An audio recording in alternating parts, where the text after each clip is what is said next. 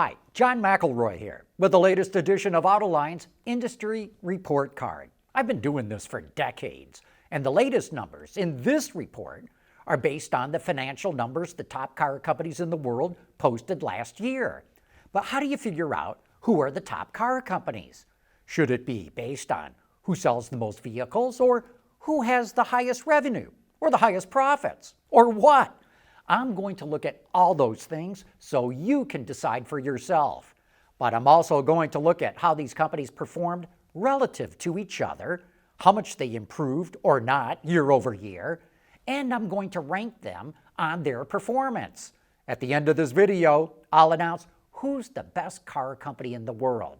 By the way, it took a lot of work to put this together, so if you like it and want to support this kind of research, could you please make a contribution? You can buy a super thanks on YouTube. Just look for the circle with the 3 dots in it located under this video.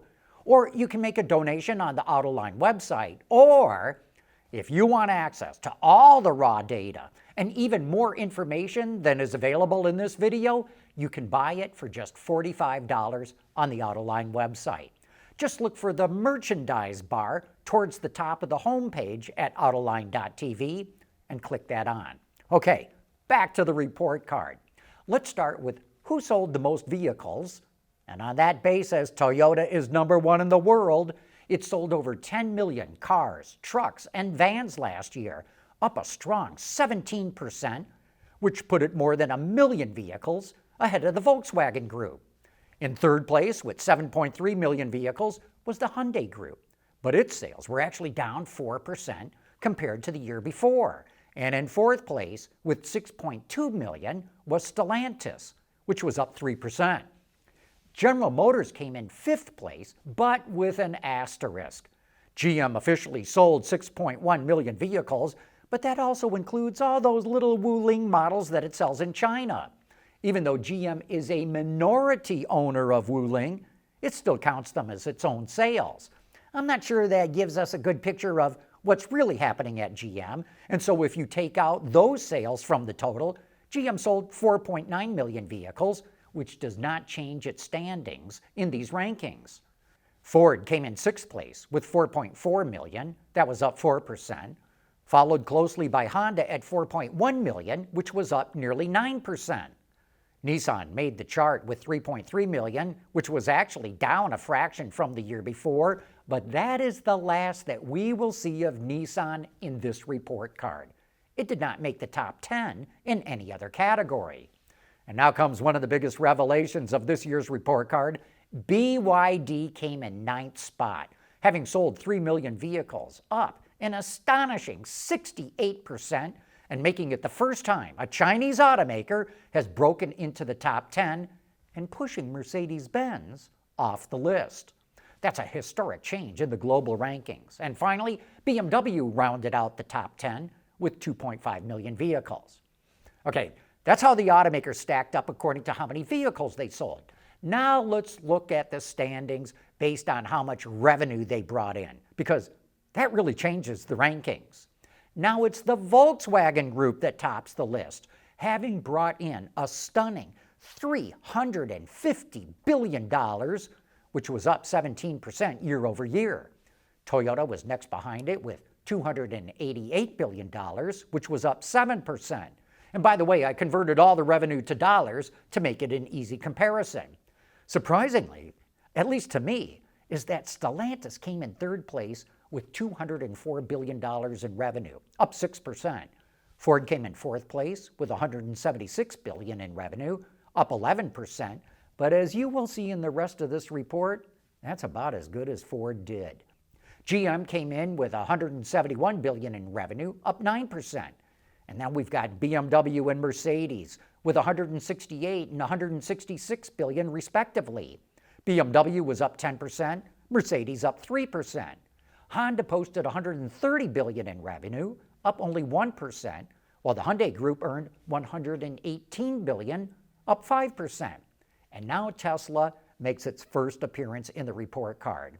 It made it into the top 10 with $96 billion in revenue, up nearly 19%, which was the largest improvement of any automaker. Okay, Pulling in a bunch of revenue is one thing, but how much of that does a company get to keep? Let's look at the operating profits they posted and rank them accordingly.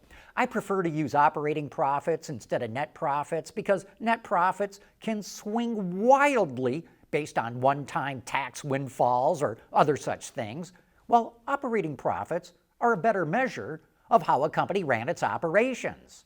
And so, on that basis, Toyota once again finds itself at the top of the list with a staggering $34 billion in operating profits.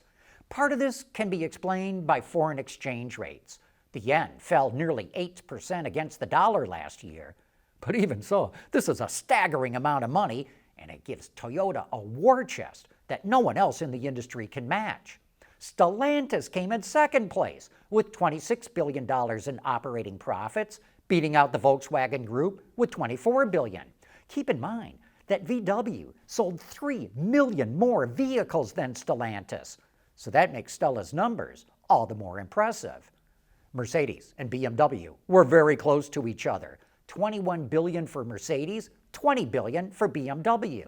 And then comes the Hyundai Group with $11 billion, which may be down from the others, but it shows that Hyundai is building up its profitability compared to prior years. GM slotted in behind Hyundai with nearly $10 billion in operating profits, while Honda and Tesla were in a virtual tie with $8.8 billion. Ford rounded out the top 10 with $5.4 billion, but I'm going to make an exception here and go to the top 11 because BYD was hot on Ford's heels with $5.2 billion in operating profits. Even though Ford sold 1.4 million more vehicles than BYD, BYD nearly matched it. Clearly, Ford had a bad year last year. That's how the companies rank in terms of their operating profit. But what kind of change did we see on a year-over-year basis? Some companies performed spectacularly, and others will be glad it's all behind them. Once again, Toyota put in the best performance. Its operating profit shot up an astonishing 96%. But other notable performers include Honda, which was up 77%, BYD up 76%, Hyundai up 54%, and BMW up 32%. Stellantis did okay with a 10% gain, but Volkswagen was flat, while Mercedes saw its profits drop almost 4%, GM was down more than 9%, and Ford fell 13%. Tesla didn't even make it to the list because its profits fell 35%. Another good way to measure how well management is running their business is to look at operating profit margin. And Stellantis and Mercedes-Benz were the top performers in this category in almost a virtual tie. Stella turned in 12.85% of its revenue into operating profits. Mercedes did 12.83%. BMW and Toyota were also very close. BMW turned in 11.89% of its revenue into profits. Toyota was 11.87%.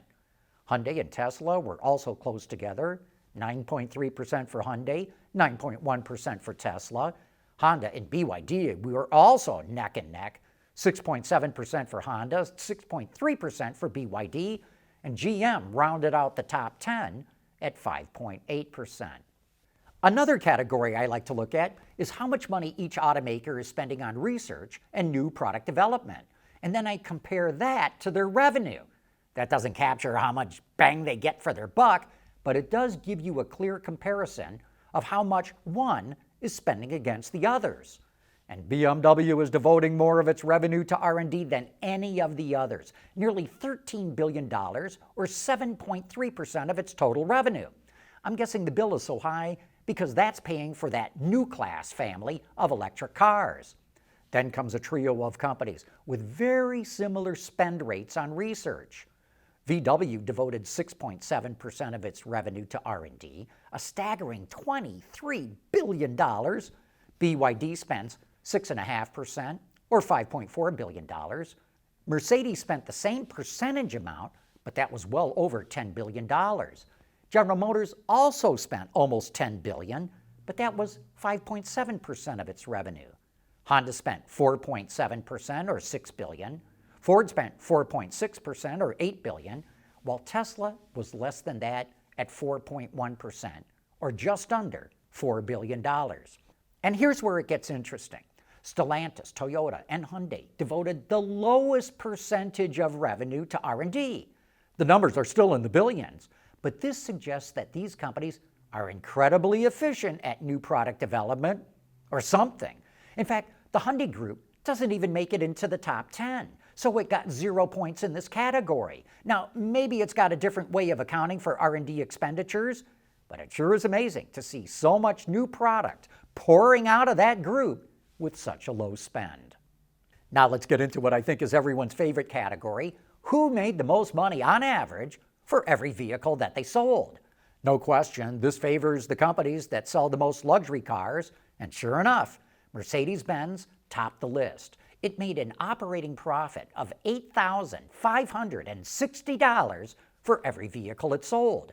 BMW came in second place, making $7,858 on every vehicle it sold. Tesla was in third place with $4,916 in profits per vehicle. Those of you who have been following this report card may remember that only 2 years ago, Tesla was at the top of this list, but all those price cuts it made last year dragged it down. Stellantis came in at $4,228, by far the best of the full-line manufacturers, and ahead of Toyota at $3,324. The Volkswagen Group earned $2,656 on every vehicle it sold, which was slightly better than Honda at $2,113. BYD at $1,743 actually did better than General Motors at $1,626 and Hyundai at $1,515. An important way to measure how well management is running a company is to look at the quality of the cars it makes. It's not easy getting publicly available data on quality, especially outside of the United States, but you gotta go with what you can get. So I'm using J.D. Power's Vehicle Dependability Study that rates vehicles in the U.S. after 3 years of ownership. It counts defects per 100 vehicles, and the lower the number, the better. And Toyota, which includes Lexus, has the lowest number of defects of any automaker, and by a wide margin. But surprisingly, General Motors scores second best, and that includes all 4 of GM's brands: Buick, Chevrolet, Cadillac, and GMC. BMW and Mini are right behind GM. Hyundai, Kia, and Genesis come in 4th place, while Honda, along with Acura, comes in 5th place. Mercedes-Benz is further down the list than I would have expected, and it's not a whole lot better than Stellantis, which includes Dodge, Jeep, Ram, and Chrysler. Volkswagen is in 8th place, but it'd be a lot lower except for Porsche, which gets a much higher quality rating than Volkswagen or Audi. Ford and Lincoln are next to last, and Tesla comes in dead last, but with an asterisk. J.D. Power says it doesn't really have enough data on Tesla to officially rank them, but the number you see here is based on the customer feedback that Power could get. And now to the fun part of this exercise, handing out points to each automaker for each of the categories. My grading system is really simple. There are 10 companies in each category, and the one that did best got 10 points, the next one got 9 points, and so on down the line. If someone did not make the top 10, they got 0 points.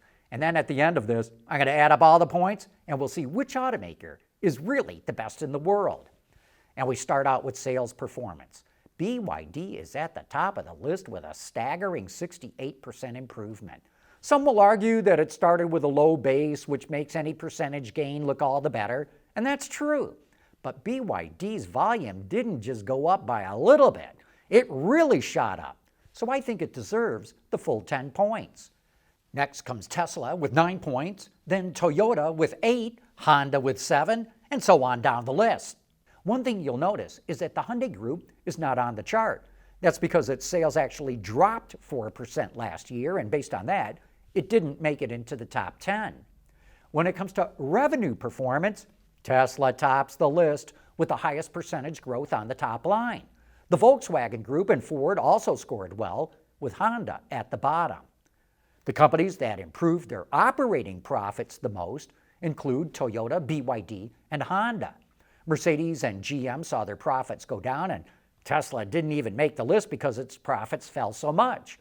But the order changes when you look at which company had the highest operating profit as a percentage of total revenue. Stellantis, Mercedes, BMW, and Toyota are at the top of the report card, with Honda, BYD, and GM at the bottom, and Ford didn't even make the list. The next category, profit per vehicle, favors the luxury brands since they can obviously charge a lot more for their cars. That's why Mercedes and BMW are at the top of the list. Tesla is in third place, but Stellantis is right on its heels. And since BYD makes more money on every car it sells than GM or Hyundai do, it got a higher ranking. When it comes to ranking the automakers on their R&D spending as a percentage of revenue, BMW comes out on top, followed closely by Volkswagen, BYD, and Mercedes. Kind of surprisingly, Tesla, Stellantis, and Toyota are at the bottom of the list. The numbers each automaker earned on quality corresponds exactly with the numbers we went through earlier. Toyota and GM are at the top, Ford and Tesla at the bottom, and everyone else in between. BYD did not make the list because I couldn't get any data on its quality. Okay, the big moment that we've all been waiting for. And I gotta tell you, I was really excited to add up all the scores because I wasn't even sure who was going to come out on top. But based on all the numbers, BMW was the best performing automaker in the world last year with 54 points. Toyota came in second with 47, while the Volkswagen Group came in third with 39 points. Mercedes was right behind it in fourth place with 37 points, while Tesla came in fifth, just a point behind. Sixth place goes to Honda with 35 points. Stellantis is in seventh with 34. Eighth went to BYD with 31 points. GM came in ninth with 29 points, and the Hyundai Group rounds out the top 10 with 24 points. Ford did not make it into the top 10 with only 19 points. So there you go, the industry report card for 2024. Remember, things are always changing, and I fully expect to see companies moving up and down these lists when I do it again next year. And by the way, if you'd like to buy all the raw data to this study, it's available for sale on the Autoline website. Just click on the heading that says Merchandise. And that raw data contains more data than what's available on this video. I've got how much free cash flow each automaker generated and ranked them according to who did best. There's also the full employment numbers at each company, along with a calculation on how many cars per employee each company made. There's the capital expenditures each company made, and how much GM, Ford, Stellantis, and Tesla spent on warranty and recalls, and how much that cost them per car. So those of you who buy the full report will have access to information that no one else has. I hope you appreciate it all, and thanks for your support.